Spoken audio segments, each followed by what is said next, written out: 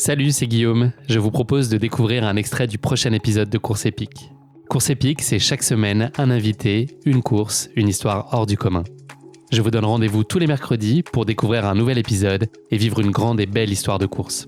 Mais avant ça, place à un extrait de notre prochain épisode. Bon, c'est parti vite là aujourd'hui. C'est parti assez vite. Je pense qu'ils ont une avance de 7 minutes et demie au premier point de timing. Qui était quoi, 10 miles, c'est ça je crois? Ouais, pas le premier point de timing, excuse-moi, le premier ravito. Ok. Lion Ridge. Donc au bout d'une heure et demie de course, il y avait déjà 7 minutes d'avance. Ouais, donc ça part vite, mais on s'y attendait. Et je pense que l'année dernière aussi, ils sont partis très très vite. Souvent, en début de course, c'est souvent plus rapide que le record de parcours. Est-ce que tes chouchous sont au rendez-vous? Je pense que oui. Ouais. Et pour le moment, ils sont tous Il n'y a pas de surprise. Ouais, il n'y a pas de surprise et ils sont tous dans un pack, pas séparés. Alors, par exemple, Kylian, je pense que techniquement, son dossard a pipé. Il va en 10e, mais ça ne veut pas dire qu'il est en 10e position, par exemple. Tu vois, donc je pense que je les considère tous en première place. Bon, ma seule surprise, c'est que David n'est pas creusé direct. Ouais, je pense qu'il a essayé sur le escarpment. Si je me trompe pas, en haut du escarpment, il avait 20 secondes d'avance, quelque chose comme ça. Ouais. Il avait une petite avance, mais je pense qu'il a vu tout de suite que le pack s'accrochait. Dans tous les cas, c'est pas prudent de vraiment partir en flèche. Donc, il voulait juste, dégourdir les gens, tester un peu ses compétiteurs. Mais je pense que son but, c'était pas nécessairement de se séparer complètement. Et donc, Abby Hall chez les femmes, devant? Non, maintenant, en fait, Abby Hall en haut du escarpment, oui. Mais à Lion Ridge, c'est Ida Nielsen qui est devant, ce qui est très très cool. Elle a couru plusieurs fois la Western States. Très consistante. J'ai hâte de voir sa course. Tu l'as dans ton top 10. Tu l'avais mis combien? Ah oui, je l'ai dans mon top 10. Et où est-ce que je l'ai mis vers la fin, ce qui est peut-être une erreur. Mais j'en ai fait plusieurs des erreurs, c'est sûr. Donc, Quand on se mouille pas, on perd jamais. Hein. Ouais, exact. Il faut jouer le jeu. Hein.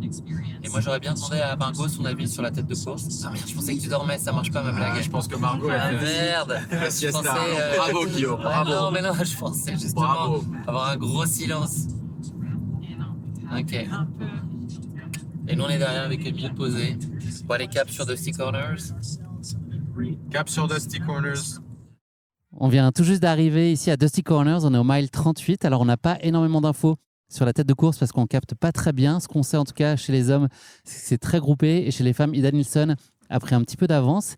Les coureurs sont attendus là d'ici 1 heure à ce ravito. C'est un ravito sur lequel il n'y a pas beaucoup de monde parce qu'il y a une seule voiture qui est autorisée par coureur, donc vous imaginez que ça fait assez peu de monde et les coureurs vont arriver donc par derrière ici et à mon avis ça va arriver très très vite et ils vont ensuite partir juste là-bas.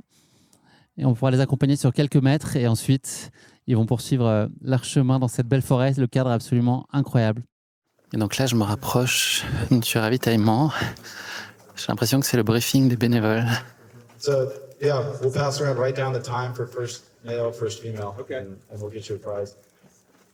Questions, thoughts, anything else? Ils vont partager à l'équipe les heures de passage de première homme et première femme. Je vous retrouve dans quelques minutes. On a hâte de les voir arriver. Là, le cadre est absolument incroyable. C'est des super beaux sentiers. Il y a très peu de monde parce qu'il y a une seule voiture qui est autorisée par coureur. Donc, une voiture x 369 coureurs, sachant que tout le monde ne vient pas. Tout le monde n'est pas là au même moment. Ça laisse vraiment beaucoup d'espace. Donc, c'est très agréable aussi d'être en petit comité pour vivre ça. C'est une grande chance.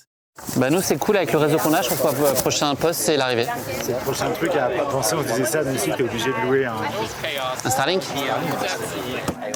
Il est vraiment super agréable ça.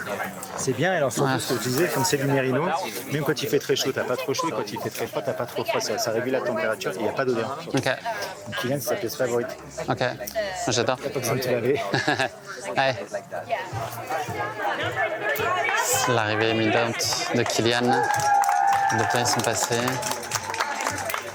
L'équipe du crew se met en place. Il va prendre un virage large, on ne s'est pas dit qu'il les voit tout de suite. Un petit peu d'écart là quand même. Une petite minute avec la tête de course. Donc il y a David Roche qui arrive.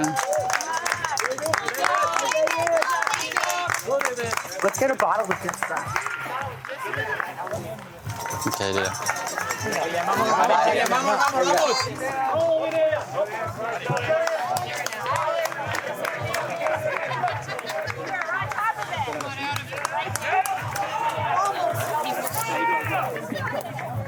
Ça va? Ouais, tout va bien. Ok. Le truc, c'est que ça va vite. Ils sont partis tous très vite, ils sont en avance sur le record. Il va comment lui? Tu vois? Bien, plus sa course en fait. Ok. C'est que devant, il y en a deux, trois qui sont partis très fort et qui ont fait des choix de pas s'arrêter. Ok. On est au kilomètre 60. Hein. Ouais, bien sûr. Donc là, les écarts ne comptent pas et il reste encore 100 km. Hein. Donc non, tout va bien. Proximo. L'arrivée là des coureurs, elle doit être ouf dans cette descente. Ça va être mortel, non, à filmer la descente? Non Ouais, ouais. Pas tant que ça?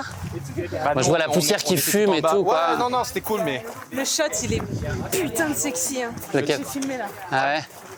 moi, je l'avais en cadre tout Putain, le mais long. en fait, Toi j'aurais aussi dû le. Ouais, mais j'aurais dû le prendre. En fait, je pensais que ça irait beaucoup plus vite et j'aurais dû me mettre devant lui.